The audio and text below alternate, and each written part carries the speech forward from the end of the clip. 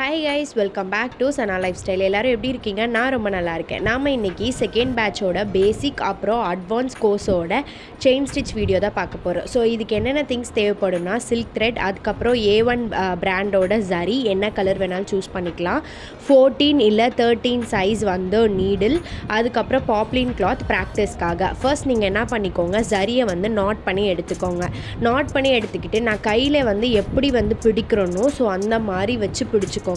First time நீங்கள் practice பண்ணுறீங்க அப்படின்னா வீடியோவை கொஞ்சம் பாஸ் பண்ணி வச்சு இதை வந்து இது பண்ணிக்கோங்க. ஓகேவா? இதை வந்து நான் உங்களுக்கு எதுக்காக இப்படி நீடில் இழுத்து காமிக்கிறேன்னா, இப்படி தான் நீங்கள் வந்து ஃபேப்ரிக் வழியாக நீடில் இன்சர்ட் பண்ணி மேலே வந்து சரியை இழுக்கணும் அப்படிங்கிறத காட்டுறதுக்காக பண்ணியிருக்கேன். ஸோ இப்போ உங்களுக்கு நான் ஸ்டாண்டுக்கு கீழே வந்து எப்படி பண்ணுறது அப்படிங்கிறத நான் உங்களுக்கு பண்ணி காமிக்கிறேன். ஓகேவா?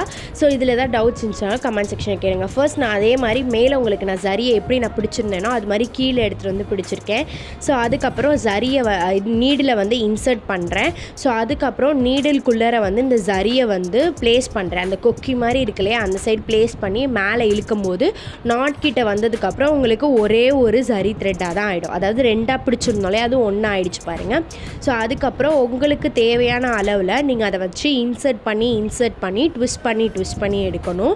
ஸோ நீடில் வந்து நீங்கள் எந்த டைரக்ஷனில் செயின் ஸ்டிச் வந்து போடுறீங்களோ அந்த டைரக்ஷனில் தான் நீடிலுமே இருக்கணும். ஸோ நான் வந்து இன்சர்ட் பண்ணி எடுக்கிறது வந்து கரெக்டாக பார்த்தீங்கனாலே உங்களுக்கு தெரியும். நான் இப்போ காமிச்சிட்ருக்கிறது ஸ்டாண்டோட கீழே செயின் ஸ்டிச் போடும்போது என்ன ப்ராசஸ் நடக்கும் அப்படிங்கிறது தான் நான் வந்து காமிச்சிட்ருக்கேன்.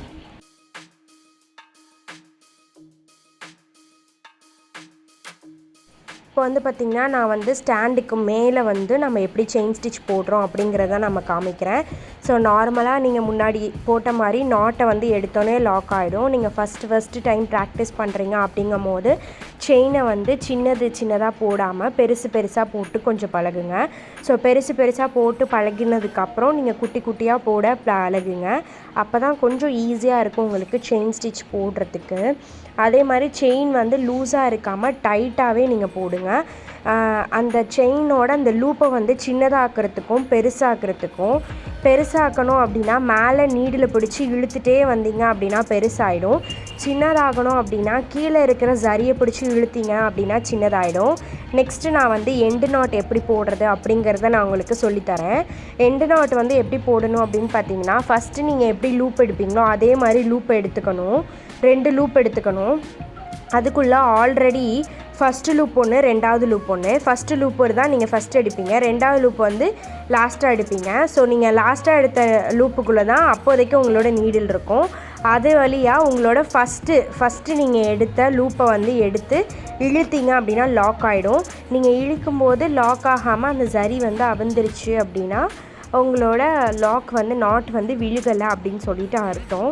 இதுதான் வந்து இப்படி தான் நம்ம செயின் ஸ்டிச்சோட நாட்டு போடணும். நார்மல் நாட்டு, பீட்ஸுக்கு வேறு மாதிரியான நாட் போடுவாங்க. ஸோ இந்த நாட் வந்து ட்ரை பண்ண தான் வரும். இதில் ஏதாவது டவுட்ஸ் இருந்துச்சுன்னா கமெண்ட் செக்ஷனில் கமெண்ட் பண்ணுங்கள். தேங்க்யூ ஃபார் வாட்சிங்.